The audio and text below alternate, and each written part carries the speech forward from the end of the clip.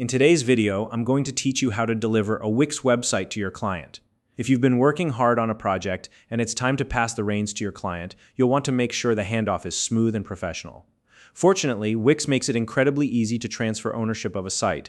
By following a few simple steps, you can ensure that your client receives full control while you maintain your sense of accomplishment in a job well done. Let's get started and go step by step through the process so that you feel confident transferring a Wix site effectively.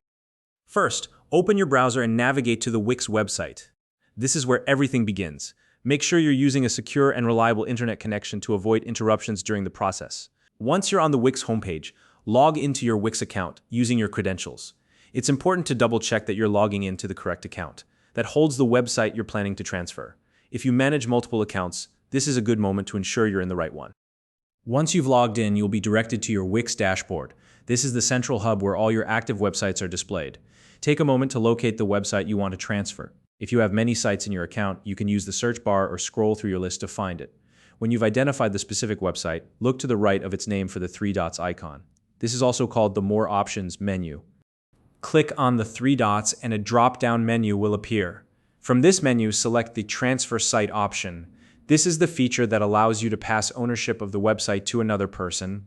Once you click it, Wix will guide you to the transfer setup page where you'll need to enter your client's email address.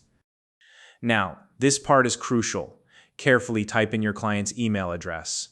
Accuracy here is key, because if the address is incorrect, the transfer won't reach the right person and you'll have to go through the process again.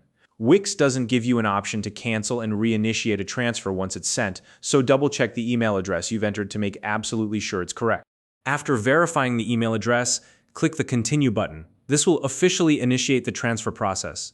At this point, Wix will send an email to your client, notifying them of the pending site transfer. Your job isn't entirely done yet, though. It's a good idea to contact your client directly and let them know to check their email. Remind them to look in their inbox, and just in case, their spam or promotions folder for the transfer notification. Once they open the email, they'll find instructions on how to accept the transfer and complete the process on their end.